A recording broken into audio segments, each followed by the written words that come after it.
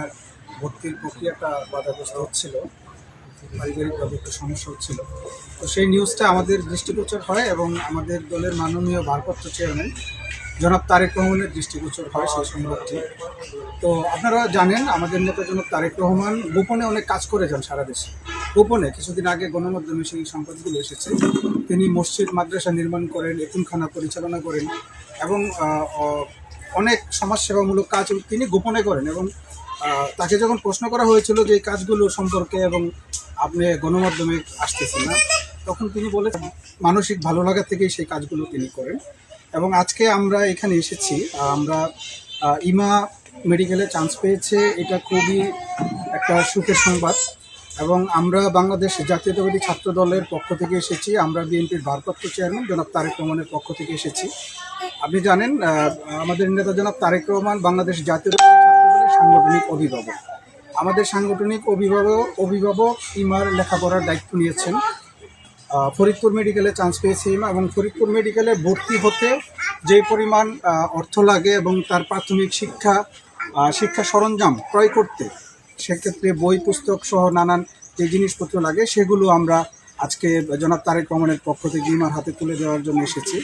আজকের এই অনুষ্ঠানে আজকের এই উপহার প্রদান অনুষ্ঠানে উপস্থিত এই উপজেলা ছাত্রদলের আহ্বায়ক, পৌরসভা ছাত্রদলের আহ্বায়ক সহ বাংলাদেশ জাতীয়তাবাদী ছাত্রদল কেন্দ্রীয় সংসদের যুগ্ম সাধারণ সম্পাদক দেওয়ান সাইদুল পলাশ আছেন, আমাদের স্থানীয় বিএনপির নেতৃবৃন্দ আছেন। তো আমরা আপনাদেরকে আশ্বস্ত করতে চাই যে ইমার পাশে আমাদের নেতা জনাব তারেক রহমান আছেন এবং ইমার পাশে বাংলাদেশ জাতীয়তাবাদী ছাত্রদল সবসময় থাকবে। এবং আমরা এটুকু আশ্বস্ত করতে চাই, শুধু ভর্তি প্রক্রিয়া সম্পন্ন করে আমরা আমাদের কার্যক্রম শেষ করছি না, শিক্ষা কার্যক্রম পরিচালনা করার জন্য পরবর্তীতে যেন ইমার পড়াশোনায় কোনো সমস্যা না হয় সেই জন্য আমাদের দলের বিভিন্ন ফান্ড থেকে যে শিক্ষাবৃত্তি প্রদান করা হয় আমরা সেটা ইমার জন্য সেই শিক্ষাবৃত্তির ব্যবস্থা করব ইনশাল্লাহ। এই হচ্ছে আমাদের বক্তব্য। কর্মীরা আপনারা যারা এখানে আজকে উপস্থিত হয়েছেন এবং আপনারা যারা গণমাধ্যমে ইমার যেই সংগ্রামী জীবন এবং ইমার যেই সংগ্রামী জীবন এই গরিব পরিবারের মধ্য থেকেও যে সংগ্রাম করে পড়াশোনা করে মেডিকেলে চান্স পেয়েছে এবং সেই বিষয়টি যেন আপনারা তুলে ধরেছেন এবং আপনাদের জানাই, এবং আমরা আশা করছি ভবিষ্যতেও আপনারা এই ধরনের কার্যক্রম অব্যাহত রাখবেন। সারা দেশটা তো অনেক বড়, এখানে তুলে নিয়ে আসেন, তখন আমাদের দৃষ্টিগোচর হয় এবং আমরা সেই বিষয়ে অবগত হই এবং আমরা সাহায্য করার চেষ্টা করি। সুতরাং আপনাদেরকে আবারও ধন্যবাদ জানাচ্ছি। আল্লাহ তাআলার কাছে হাজার হাজার শুকরিয়া যে আল্লাহ তাআলা আমার মেয়েকে মেডিকেলে চান্স পাইছেন, এবং তাও আল্লাহ তাআলার কাছে হাজার হাজার শুকরিয়া যে বাড়ির কাছে ফরিদপুর মেডিকেলে চান্স পাইছে, বড় মেডিকেল।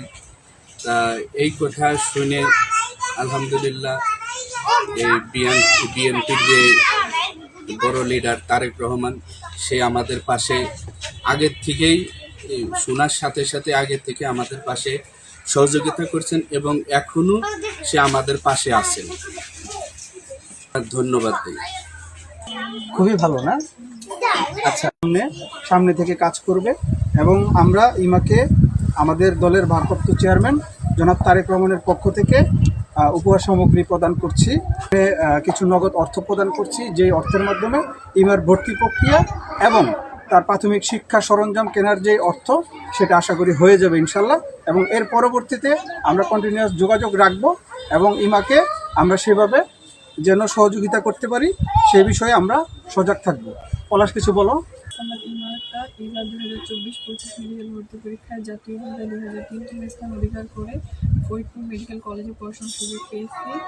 এর পেছনে সবথেকে বড় অবদান হচ্ছে মহান আল্লাহ তাআলার। কৃতজ্ঞ জানাচ্ছি আমার আব্বু আম্মু এবং আমার টিচারদের প্রতি, এবং যারা আমাদের পাশে দাঁড়িয়েছে তাদের প্রতিও কৃতজ্ঞ জানাইতেছি। বিশেষ করে বিএনপির ভারপ্রাপ্ত চেয়ারম্যান তারেক রহমান আমাদের পাশে দাঁড়িয়েছেন, সে আমাদের খোঁজ খবর নিতেছেন, এর জন্য তাকে অসংখ্য ধন্যবাদ জানাই।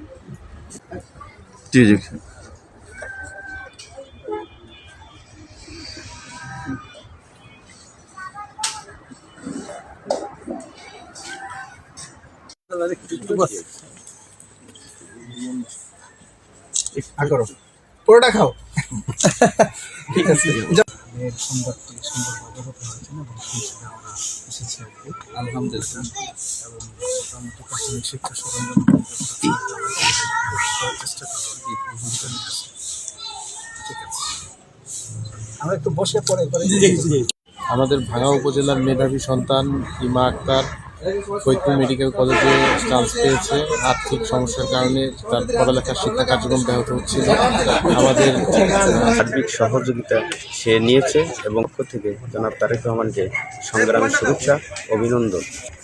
সাইদ মুন্সি, বাংলাদেশ জাতীয়তাবাদী কৃষক দলের সভাপতি।